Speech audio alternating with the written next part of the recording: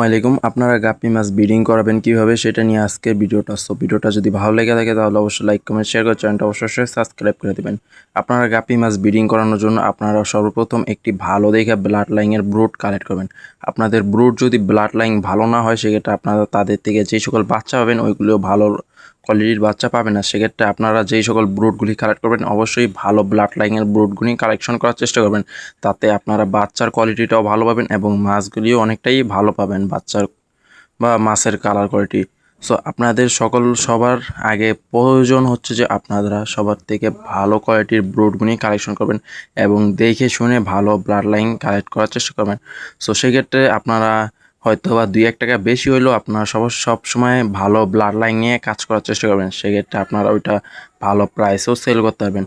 এখানে আমাদের দেখতে পাচ্ছেন অ্যালবাইনো রেড মস্কো গাপ্পিটা। এই ক্ষেত্রে এই মাছটাও দেখতে পাচ্ছেন মাশাআল্লাহ বাচ্চা দিক দিয়ে ঘুরতেছে এবং এই বাচ্চাগুলোরও কালার কোয়ালিটি কীরকম আসছে অবশ্যই দেখতে পাচ্ছেন। আর একটা জিনিস, আপনারা যদি ভালো ব্লাড লাইন দেখে কালেক্ট করেন তাহলে এদের থেকে বাচ্চার পরিমাণও অনেক বেশি পাবেন এবং সেই মাছগুলির চাহিদাও আছে অনেক বেশি ভালো ব্লাড লাইনের মাছের। কেননা আপনারা যদি ভালো ব্লাড লাইনের মাছ না কালেক্ট করেন তাদের থেকে বাচ্চার কালার কোয়ালিটি ওই রকম পাবেন না এবং ওই মাছগুলি অল্প প্রাইসে সেল করে দিতে হবে আপনাদের।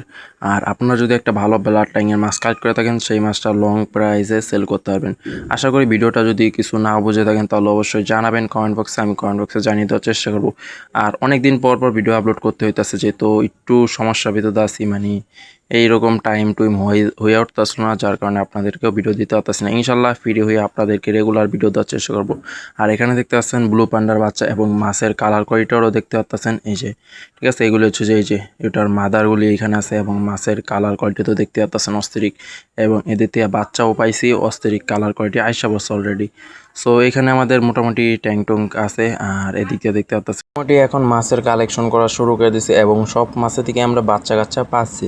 এই হচ্ছে আমাদের ভিডিওটা যদি ভালো লেগে থাকে তাহলে অবশ্যই লাইক কমেন্ট শেয়ার করে দেবেন আর আমাদের ভিডিওটা কিরকম লাগে অবশ্যই কমেন্ট বক্সে জানিয়ে দেবেন। ইনশাল্লাহ আপনাদেরকে রেগুলার ভিডিও দেওয়ার চেষ্টা করবো। ঠিক আছে, আল্লাহ হাফেজ।